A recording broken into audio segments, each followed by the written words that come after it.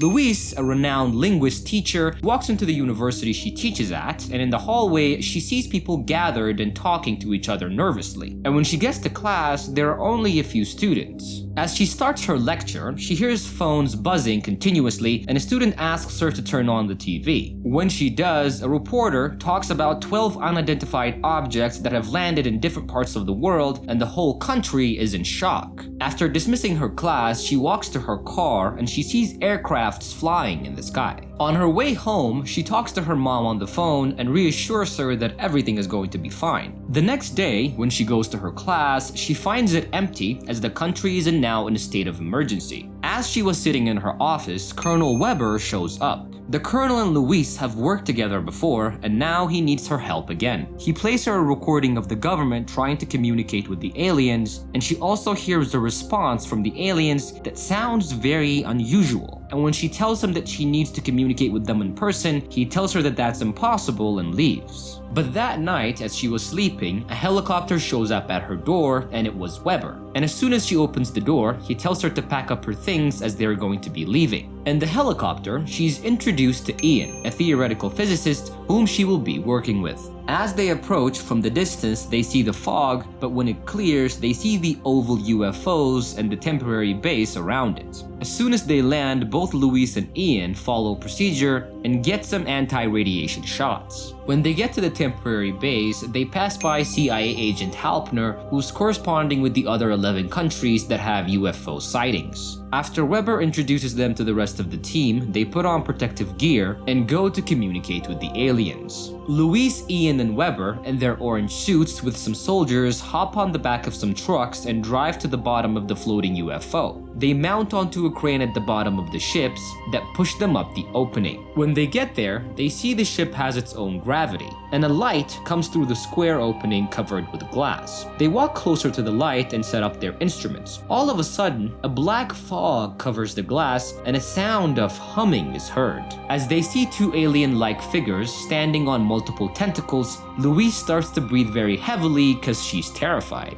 In the next scene, we see that they're back in the base, and Weber tells them that they have 18 hours to figure something out before going back in. Louise starts listening to the recordings they brought back while the others watch the news showing the chaos that has ensued throughout the country. Before they go in a second time, Louise tells them that the communication needs to be visual. And their second time in the alien ship, Louise holds up a sign that says human while pointing to herself. The aliens growl and produce some black substance out of their tentacles to form some kind of pictorial symbols. She believes that they've made progress, but Weber wants quick results because he wants to avoid disasters if the aliens decide to attack. Louise tries to reassure him by saying that establishing a common understanding is the fastest way they can communicate to identify the UFO's purpose on Earth. And so the whole team starts to analyze the symbols the aliens showed them. For their third trip inside the ship, Louise tells Weber that she wants to teach the aliens her and Ian's name and basic words like eat and walk.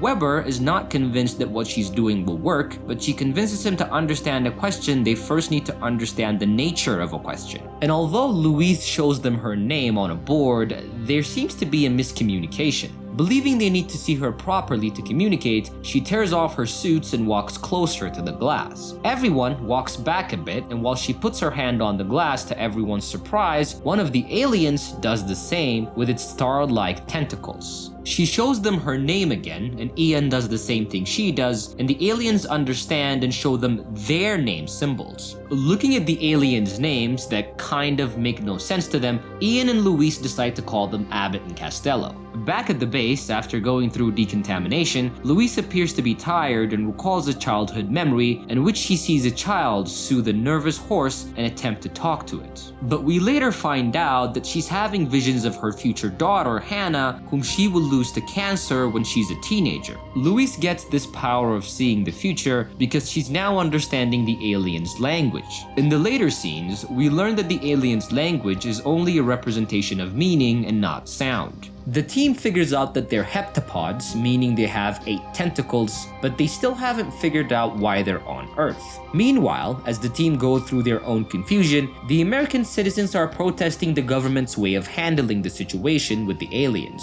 On another scene, we see Louise having another vision of Hannah. Although we don't know who Hannah's father is going to be, we find out that they've been separated. Ian, seeing Louise distressed after the vision, asks her what's going on, and Louise tells him that it's hard to explain.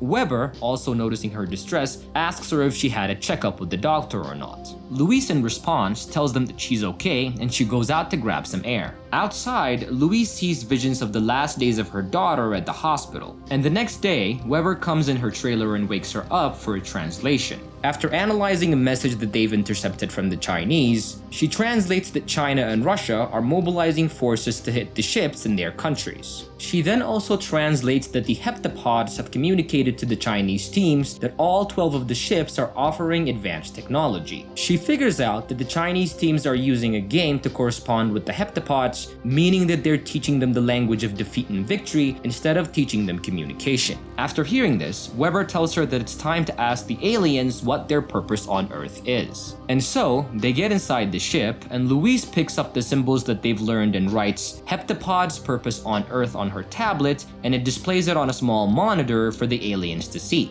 Once they see it, they form a symbol that says to offer weapons. And after returning to the base, they all argue as to what offer weapons means. And Louise argues and tells them that the heptapods may not know the difference between tool and weapon. Ian suggests that they might be asking them to offer the heptapods weapons, but Louise wants to go back in to clear everything up. And Halpern, the CIA agent, thinks that it's a way to pin the countries that they've landed in against each other, and after we wipe each other out, the heptapods can take over Earth. Suddenly, they hear an alarm going off, and Halpern informs them that both China and Russia have cut contact with other countries to protect what they've learned from the aliens, and he's now ordered to do the same. Louise tries to stop him by trying to convince him that all countries need to be communicating, but he gives orders to cut all radio signals to other countries. We then see a report on TV that says that China was spooked after getting a message that says use weapon from the heptapods. And because of this message, they no longer trust the aliens. As the entire planet was in mass confusion, Ian and Louise decide to go back inside the ship against Weber's orders. Weber starts watching their correspondence and orders to send security teams to stop them. But back at the ship, Louise asks the heptapods what they mean by offer weapon and their symbols. And they sign back with the symbol for technology. But Louise notices the sign is a bit different from the symbol for technology. Then one of the heptapods just starts tapping the glass. As the heptapod kept tapping on the glass, she realizes that it wants her to write on the glass. And so she gets closer and puts her hand against the glass, and the heptapod on the other side does the same. She then closes her eyes and starts to see visions of herself. And when she opens her eyes, the heptapod produces a black matter and writes numerous symbols on the glass. The heptapods then exert a massive force and blast both Ian and Louise off the ship. Both of them go back to the base and find out that an evacuation is in progress. They try to stop it, but Halpern tells them that China and Russia are preparing to attack the ship in their countries and they must evacuate. And when they observe outside, they see that the ship is actually flying higher in the sky. Louise and Ian still try to figure out what the last symbols were, and they find that there's a repetition of the time symbol. Louise, determined to figure out what it all means, walks out to the ship. And the ship takes her in, and the heptapods tell her their purpose. They tell her that they want to give humanity their language, which transcends time and lets you see the future. They also continue to tell her to use this to stop the attack on the ships. But when she goes back to the base and tries to convince Webner of this, he just didn't care and wouldn't listen to her. Seeing that he's not really paying much attention to her, she figures that the only way to stop the attack is to do it herself. And so, she uses the alien's language that lets you see into the future, and she calls the Chinese commander-in-chief's personal phone number and uses his wife's last dying words to convince him to stop the attack. On the very last scene of the movie, it ends with Louise realizing that it's Ian who will be Hannah's father. And that's how our movie comes to its conclusion, boys and girls. I hope you guys enjoyed this recap. I really encourage you guys to check out the actual movie. It's really good. Also, like my video, subscribe to my channel, and I promise to see you guys on my next recap. I love you all. Bye.